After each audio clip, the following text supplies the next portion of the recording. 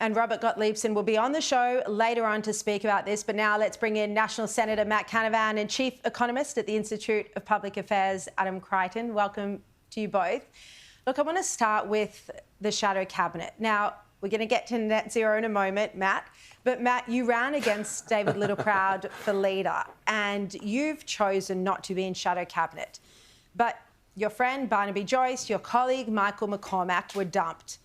That's not the best decision to have experienced former leaders, to leave them on the backbench, is it? Yeah, look, Sharri, I'm probably going to disappoint you. I just don't really care too much about who's who in the zoo.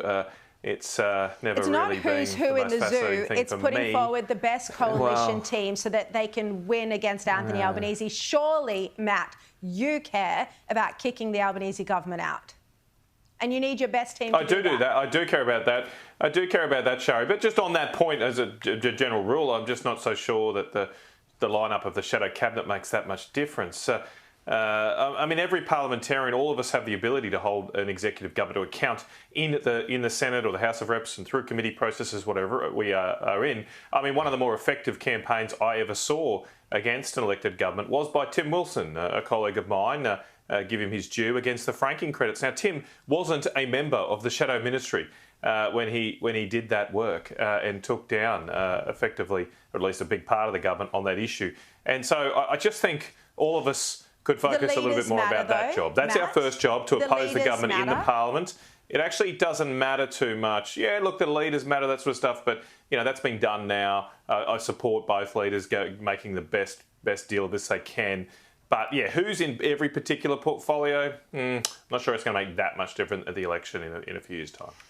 Adam, would you agree that there are a lot of talented players left on the backbench, that this shadow cabinet hasn't been appointed based on merit in some cases?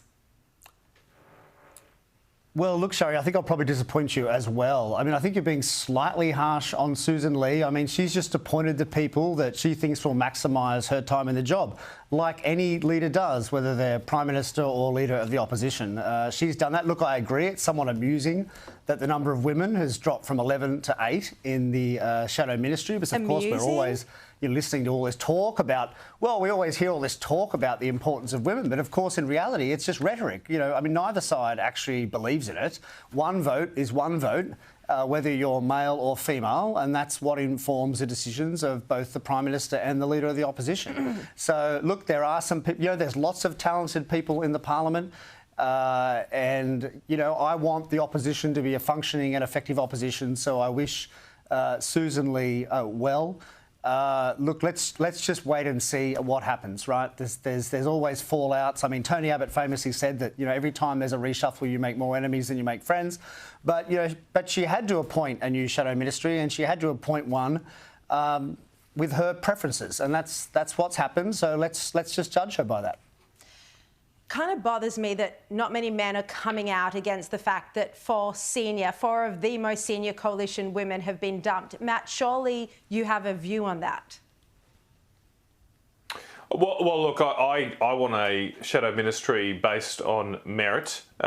Look, what I would say about some of my female colleagues is they definitely have done, I think, a very good job. I mean, Sarah Henderson did a great job as education spokesperson, but look, some people have to be appointed and sometimes some people miss out. There are talented people right across the Liberal and National parties, so I do feel for Sarah, for Claire, for Jane, all who have contributed enormously to our party in the last few years. But yeah, they'll continue to contribute, and I've been in contact with all of them today and said, hey, life on the backbench ain't too bad. You can have lots of fun and still achieve a lot. I feel like I've achieved a lot in the last few years as a senator for Queensland. So it's a great honour to have this role. It's an even greater honour sometimes to be in a ministerial role, but let's be real here. We got thumped at the election and we're talking about shadow ministers, not ministers. So there's a big difference.